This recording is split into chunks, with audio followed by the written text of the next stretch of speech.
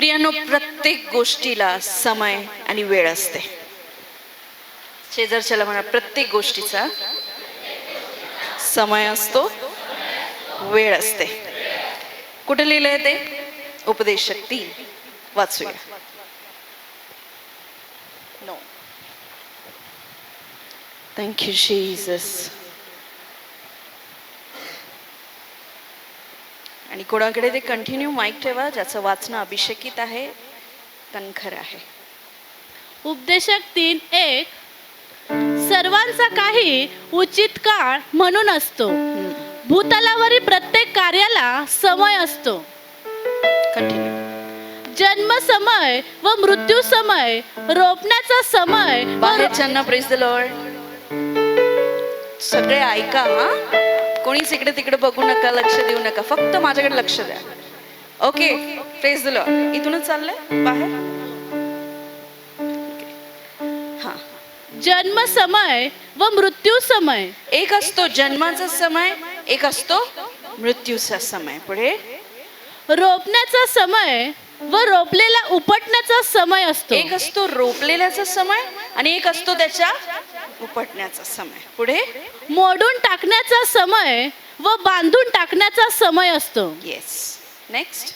रडण्याचा समय व हसण्याचा समय. आपल्याला रडू नको असतो, पण रडण्याचा पण समय असतो, है ना? खूप लोक म्हणतात एक रडण्याचा पण समय आहे आणि एक हसण्याचा पण समय.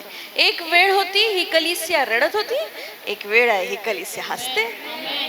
हालेलुया. नेक्स्ट. शोक करण्याचा समय व नृत्य करण्याचा समय. एक शोक करण्याचा समय पण आहे आणि एक नृत्य करण्याचा पण समय आहे. धोंडे फेकून देण्याचा समय व धोंडे गोळा करण्याचा समय.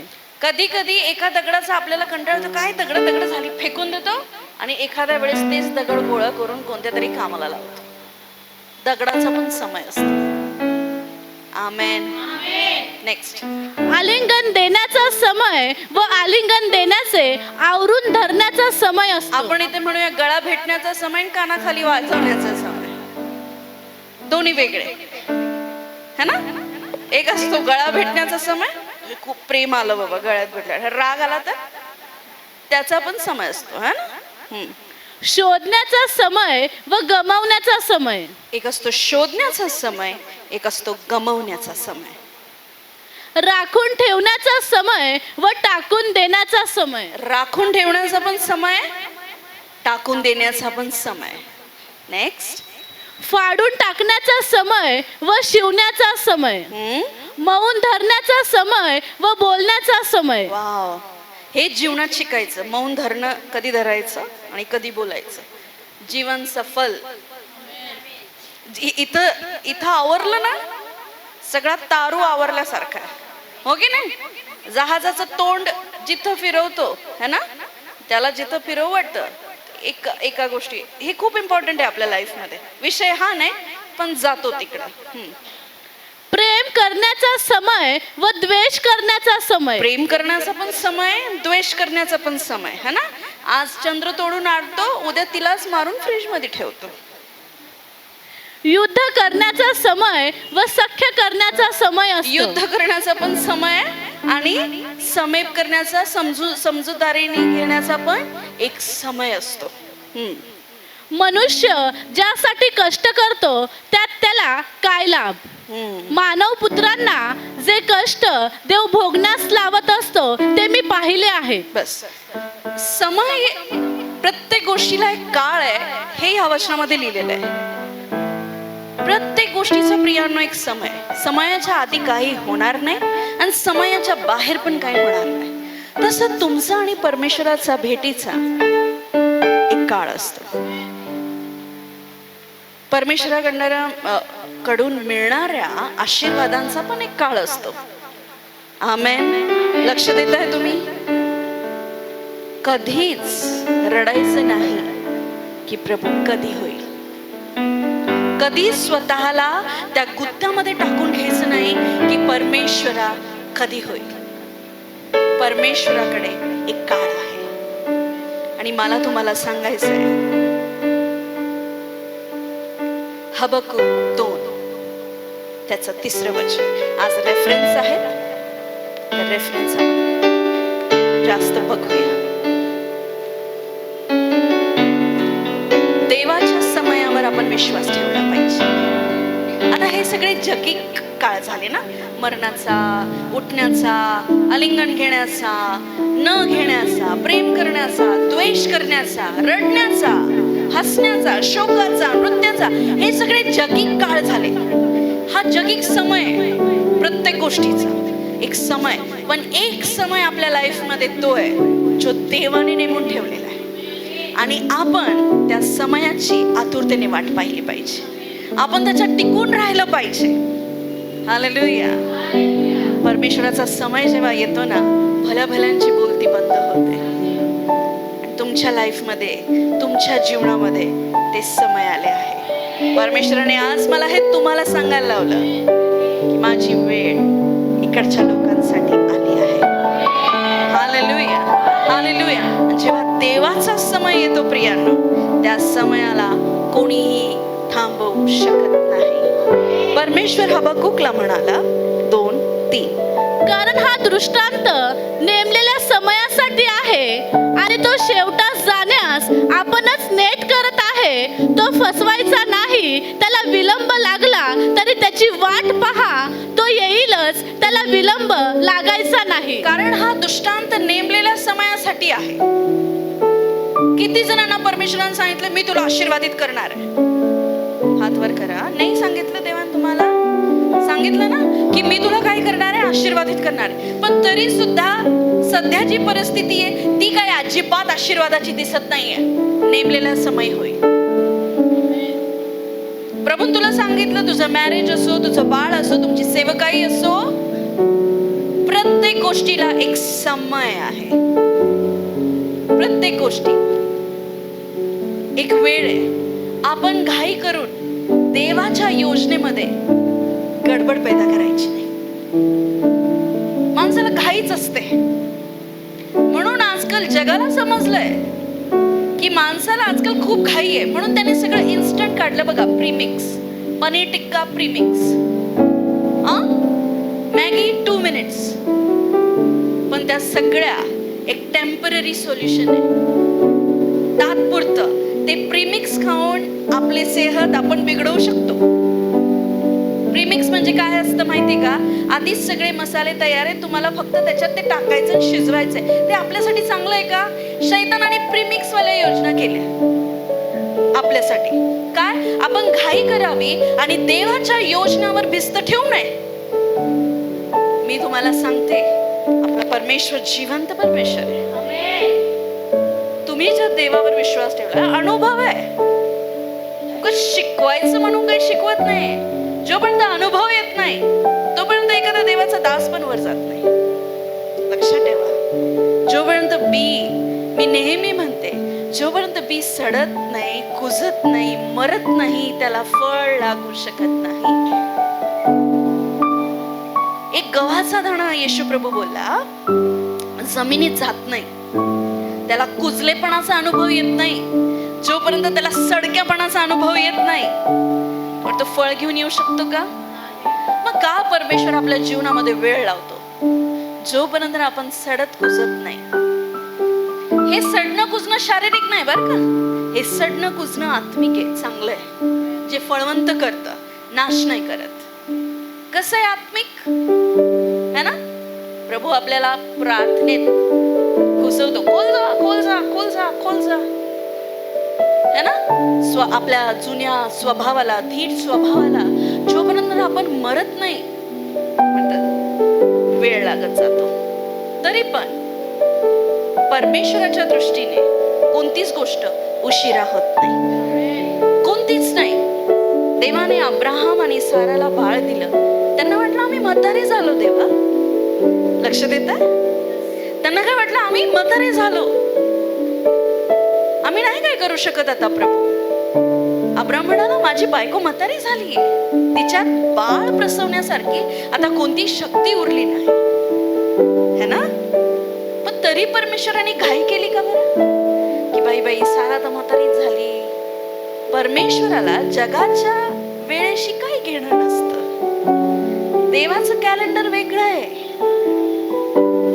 लक्षात ठेवा, देवाचं कॅलेंडर तो 80 वर्षात मोशेला यूज करू शकतो, वापरू शकतो.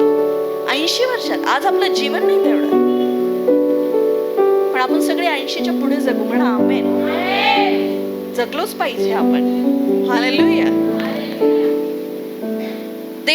देव कधीच घाई नाही करत. जेव्हा अब्राहम म्हणाला असेल, परमेश्वरा तू मला जे अभिवचन देतोय की मी तुझ्या जीवनामध्ये असं काम करील, पण माझी बायको ते करण्याच्या आता योग्यतेची राहिलेली नाहीये. परमेश्वराला त्यांनी फरक नाही पडत. परमेश्वराकडे एक नियुक्त समय आहे, एक परफेक्ट वेळ आहे काम करण्याची, आणि आपण त्याच्या कामावर भरोसा ठेवला पाहिजे. न डगमगता, हरून न जाता, कोणतेही नकारात्मक विचार न करता आपण देवाच्या वेळेवर भरोसा ठेवला पाहिजे. जर होत नाहीये, सरळ म्हणायचं अजून वेळ आलेली नाहीये, आणि ज्या दिवशी झालं त्या दिवशी देवाला धन्यवाद द्यायचा. होय प्रभू, मलाच माहिती होतं तू ह्या वेळेत हे करणार आहे. आमेन. देवाच्या योग्य समयावर. पण अब्राहम मध्ये थोडा कचकला, सारा कचकली, आणि त्यांनी इश्माएलला पैदा केलं. इश्माएल देवाच्या योजनेत नव्हता. जेव्हा आपण देवाच्या समयावर टिकून राहत नाही, जेव्हा आपण परमेश्वराच्या वेळेवर टिकून राहत नाही आणि आपण आपली बुद्धी वापरतो, तेव्हा आपण पण आपल्या जीवनामध्ये इश्माएल पैदा करतो. आणि इश्माएलने फक्त युद्ध केले. काय केले? युद्ध. देवाला तर इसाक आणि अब्राहमाद्वारे शांतीचा करार करायचा आहे, पण जेव्हा आपण ते करत नाही आणि आपण इश्माएल सारख्या गोष्टी करतो, इश्माएल पैदा करतो आपल्या जीवनात, का? आपल्याला घाईच असते. सारा म्हणते मला ना आता गॅरंटी नाहीये की मला कधी बाळ होईल, कारण काय बरेच वर्ष निघून गेले हो. तुम्ही एक काम करा, माझ्या दासीकडे जा. मला नाही वाटत परमेश्वर माझ्यासाठी काहीतरी योग्य असं ठेवलेलं आहे. मला असं वाटतं हेच माझ्यासाठी योग्य, तेच माझ्यासाठी योग्य. तुला जे वाटतंय ते देवाच्या इच्छेत असलं पाहिजे. तुम्हाला समजतंय का मी काय सांगते? इश्माएल पैदा करून युद्ध होतील, नंतर मन बिघडतील, नाते बिघडतील, देवाशी संवाद बिघडेल. मग परमेश्वर म्हणेल अब्राहम नित्य चाल, नीट राहा, माझ्या उपस्थितीमध्ये राहा. देवाच्या समयावर आपण भरोसा ठेवला पाहिजे. शेवटी चुकामुका करून सुद्धा देवाने जे दृष्टांत अब्राहमाच्या जीवनात ठेवलं होतं इसाकाचं, ते त्याने योग्य समय पूर्ण केलं. तर काय चुकामुका झाल्यात विसरून जा. अजूनही जे देवाने योजलंय ते ऑन द वे आहे, ते येत आहे, योग्य वेळी येत आहे. हालेलुया. देवाच्या प्रेमावर कधी संशय करायचा नाही. ते आपल्यासारखं प्रेम नाहीये, दिलं तर देतो. त्याचं प्रेम न बदलणारं प्रेम आहे. मेजावर माहिती होतं त्याला यहुदा इस्कारियत पण बसलाय, मला नाकारणारा पेत्रस पण बसलाय, तरी धन्यवाद देऊन भाकर दिली. हे त्याचं प्रेम आहे, हे त्याचं प्रेम आहे. देवाला काय माहिती नव्हतं का? परमेश्वराला सगळं माहिती होतं. येशूला सगळं माहिती होतं. यहुदा इस्कारियत मला पकडून देणार आहे, पेत्रस मला नाकारणार आहे. परमेश्वराला आपले फेलियर्स माहिती असतात, पण तरी तो आपल्याला भाकर पुरवणं सोडत नाही. परमेश्वराला आपले फेलियर्स माहिती असतात, पण परमेश्वर आपल्या फेलियर्स कडे न बघता, आपल्या खाली पडण्याकडे न बघता, परमेश्वर पुढे बघतो का हाच पत्रस माझ्यासाठी काय सहन करणार आहे. हेच लोक माझ्यासाठी काय सहन करणार आहे जे आज पडले. आपण देवाच्या समयावर भरोसा ठेवला पाहिजे. आमेन. यशाया 60:22.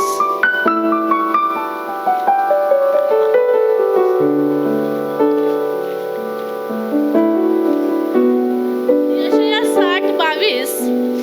जो सर्वात लहान त्याचे सहस्र होतील, जो शूद्र त्याचे बलाढ्य राष्ट्र होईल. मी परमेश्वर हे योग्य समयी त्वरित घडून आणीन. काय म्हटलं परमेश्वर? मी परमेश्वर हे योग्य समय. म्हणा योग्य समय. आज स्वतःला बोलून जायचंय योग्य वेळी सगळं होईल. चिंता करायची नाही, बेचैन व्हायचं नाही, झोप बिघडून घ्यायची नाही आणि चिंतेत रडत बसायचं नाही. रड तू, परमेश्वराचं मुख प्रकाश पाहून रड. चिंतेत नको रडू. कसं रड? परमेश्वराचं मुख प्रकाश पाहून रड, त्याच्या महिमेला पाहून रड. आज जर तुझ्याकडे काहीच नाहीये, शून्य आहे सगळं, पण त्या झाडाकडे पहा ज्याला फुलंच फुलं लागली आणि म्हणायचं जर या झाडाला तू फुलं लावू शकतो तर माझ्या जीवनात तू आशीर्वाद कसा नाही देणार देवा? आमेन. का नाही देणार तू? आणि तो झाड फळवंत आहे म्हणून त्याच्याकडे पाहून देवाची महिमा करा, कारण त्या झाडाचा निर्माण करता पण तुमचा परमेश्वर आहे. योग्य समय, सर्वात लहान त्याचे सहस्त्र. नेहमी घोषित करायचं आहे आपल्या जीवनामध्ये, स्पेशली ज्यांचे चर्चेस आहेत. हालेलुया. सर्वात लहान. मी जेव्हा हे तुम्ही आता छोटं हे घर दाखवलं तुम्हाला, लाजरस पासून माहिती, मोहन लाजरस इकडचे नाही ते, चेन्नई कडचे आहेत. मोहन सी लाजरस, त्यांची सेवकाई सेम फर्स्ट जे होतं ना अशा ह्याच्यातनं सुरू झालं. आणि जे लोक पहिल्यापासून देवाच्या अनुग्रहाचा अनुग्रह आठवतात, लक्षात ठेवा, विसरत नाही, पूर्वीपासून एक एक क्षण जपून ठेवतात, ते लोक मोठ्या गोष्टीवर अधिकारी होतात. आमेन. परमेश्वराची दया ह्या कलिसियावर आहे, परमेश्वराची कृपा ह्या कलिसियावर आहे. तो जो सर्वात लहान आहे त्याचे सहस्त्र होते, जो क्षुद्र आहे. आता माझ्या ह्याच्यात खूप स्पष्ट हिंदी आहे, हिंदी वाचा. 60:22.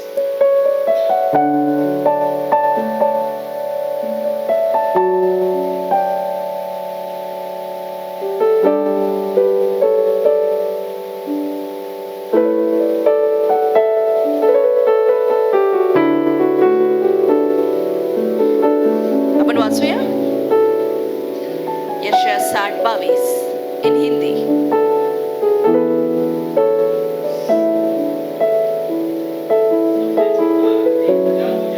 हालेलुया. हालेलुया. आज तुला कमजोर वाटतंय का? तू कमजोर फील करतोय? प्रभू मी कमजोर, आत्म्यात, पैशात, शक्तीत, फॅमिलीमध्ये.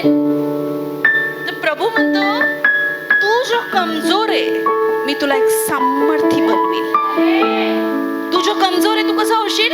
सामर्थ्य होशील. आणि तू जो छोटा फील करतोय, कधी प्रभू कधी? हा प्रश्न सगळ्यांना आहे, मला जास्त होता तुमच्यापेक्षा. तो 1000 होईल कधी? योग्य वेळ आल्यावर. मन विचलित होऊ द्यायचंच नाही.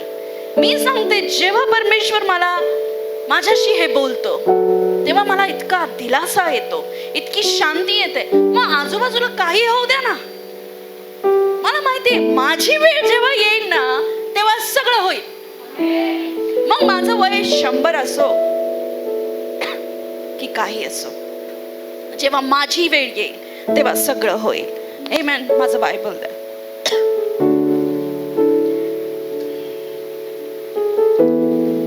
स्तोत्रसंहिता 27:14.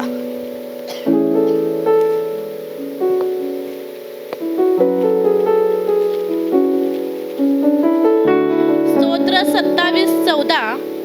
परमेश्वराची प्रतीक्षा कर, खंबीर हो, हिम्मत धर, परमेश्वराचीच प्रतीक्षा कर. आता मी तुम्हाला सांगितलं सगळं योग्य वेळी होईल. त्या योग्य वेळेत येईपर्यंत झोपा नाही काढायच्या, काम करायचं. चुकतं काय माहिती का? अर्ध ऐकतो, अर्ध नाही ऐकत. शेतीला पेरल्यानंतर, बी पेरल्यानंतर त्याच्यात खत पाणी घालणं खूप गरजेचं आहे. नुसतं बी पेरलं आणि योग्य वेळ येईल तेव्हा बी उगल असं होईल का? बी पेरल्यानंतर काय करावं लागतं? खत पाणी घालावं लागतं, लक्ष द्यावं लागतं, पाखरांपासून लक्ष द्यावं लागतं, उन्हापासून लक्ष द्यावं लागतं, अतिवृष्टीपासून लक्ष द्यावं लागतं. सगळ्या गोष्टीची काळजी घ्यावी लागते. का घ्यावं लागते आपल्याला? शेतीमध्ये आपण जे पेरलंय त्याची नासाडी होऊ नये. आता पेरलं ते देवाचं वचन, जे हृदयात तुमच्या केलंय की हा माझी योग्य वेळ येईल तेव्हा परमेश्वर सगळं करील, हे माहिती झाल्यावर योग्य वेळ येईपर्यंत देवाच्या सहवासात राहणं आपलं काम आहे. आज जर काही तुटलंय तर तो सहवास. कधी कधी ग्लॅम पाहून, बाजूच्या गोष्टी पाहून माणूस देवाच्या सहवासात निघून जातो. आदाम आणि हवेला देव रोज पहाटे भेटायला यायचा. तो एक सहवास होता. रोज यायचा. कोण यायचा? खुद्द देव भेटायला यायचा. कारण देवाला माहिती होतं माझे लेकरं त्या स्थानावर उभे आहेत, मी त्यांना जिथं ठेवलंय तिथे आहेत. मी जेव्हा माझ्या प्रेयर रूम मध्ये प्रेयरला जाते, मी परमेश्वराला फील करते की माझा प्रभू, तुम्हाला माहिती, तो तिथे बसलेला असतो. तो आपली वाट पाहतो. ज्या ठिकाणी तुम्ही 3-4 दिवस लगातार प्रेयर केलेली आहे, 4थ्या-5व्या दिवशी पवित्र आत्मा तुमच्या आधी जाऊन तिथे तुमची वाट पाहत राहतो. तो कसा आहे? एका व्यक्तीप्रमाणे. आज काय झालं? आज रात्री, म्हणजे आज पहाटे रात्री प्रवास बराच हे झाला आणि थोडं जेवण इकडं तिकडं है ना, टायमिंग टेबल सगळं बिघडलं आणि 12:30-1 वाजले झोपायला. आणि मी म्हटलं 4 वाजता मी उठते प्रेयरला. 4ला उठते, थोडं 3-1 तास आराम करते. पवित्र आत्म्याने मला 2लाच उठवलं. 2ला उठवलं. मी माझ्या बेडवरच उठून आत्म्यात बोलायला लागले परमेश्वराशी. आणि मला पवित्र आत्मा म्हणतो हात लावून. हा, मला भूतभीत नाही हात लावू शकत, देवाचा आत्माच हात लावू. विश्वास ठेवायचा. टाळ्या नाही वाजवतो तुम्ही.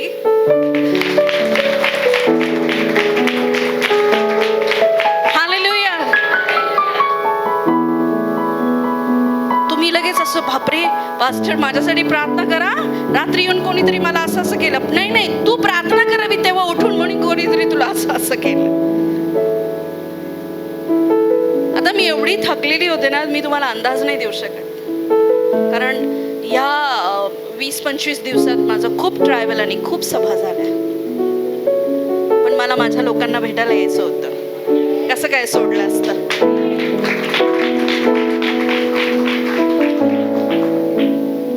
आणि पवित्र आत्म्याने मला लिटरली असं उठ.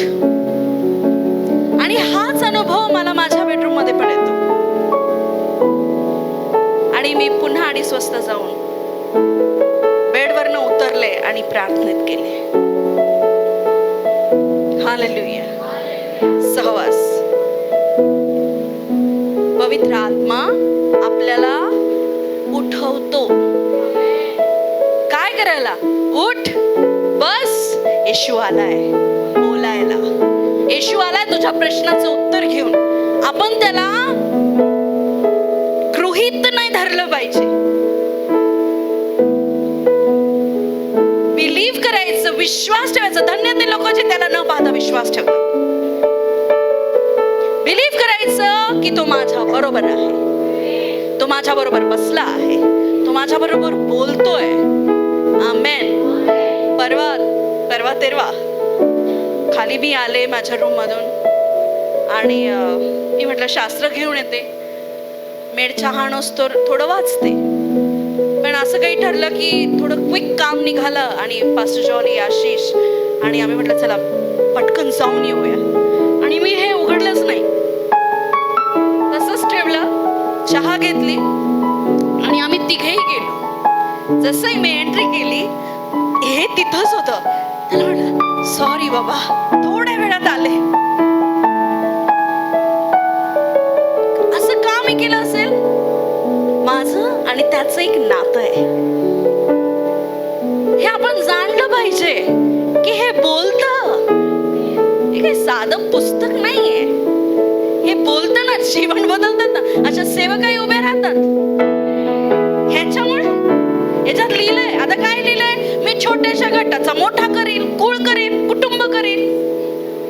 ह्याच्यावर विश्वास ठेवून आपण पुढे जातो की नाही, प्रभू काहीतरी करेल. शैतानाने काय केलं, हे आपल्यापासून लांब केलं.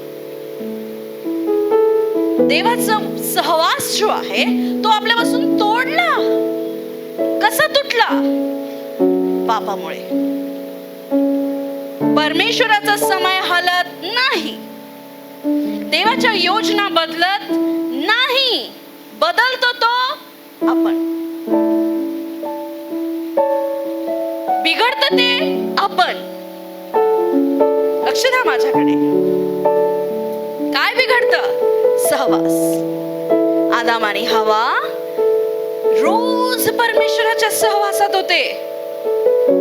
आता देवाच्या सहवासात असताना शैतान येणार नाही असं होणार नाही. देवाच्या सहवासात असताना शैतान येणार नाही असं होणार नाही. उपवास प्रार्थना करत असताना आमिष येणार नाही असं होणार नाही. शैतान हल्ला करणार नाही असं होणार नाही. ते होणार आहे जेव्हा जेव्हा तू परमेश्वराच्या अधिक जवळ जाशील, तेव्हा तेव्हा तू त्याच्यासाठी एक खतरा होतो. समजतंय? कोणासाठी? शैतानासाठी. आणि शैतानाची इच्छा नाही माणसाने देवाच्या सानिध्यात बसावं. काय सुधारायचंय आज तर ते सानिध्य. मला हजारो वर्ष मी जगले आणि हजारो वर्ष जर हे शिकवलं देवाच्या सानिध्यात राहा, तरी ते रोज नवीन संदेश असा आहे. रोज दुसरं काय पाहिजे आपल्याला? आशीर्वाद आहे, अभिवचन आहे, सगळं आहे.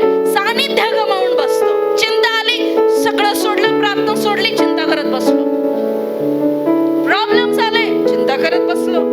पण परमेश्वर काय म्हटला? शत्रू तुला त्रास देतोय, काय कर? प्रार्थना कर. चिंता करण्यापेक्षा काय कर? प्रार्थना कर. सहवासात राहा. कारण देवाला त्याने कधी आणि काय आणि कसं करावं ह्याचा समय माहिती आहे. नुसते तुमच्याकडेच घड्याळ नाही आहेत.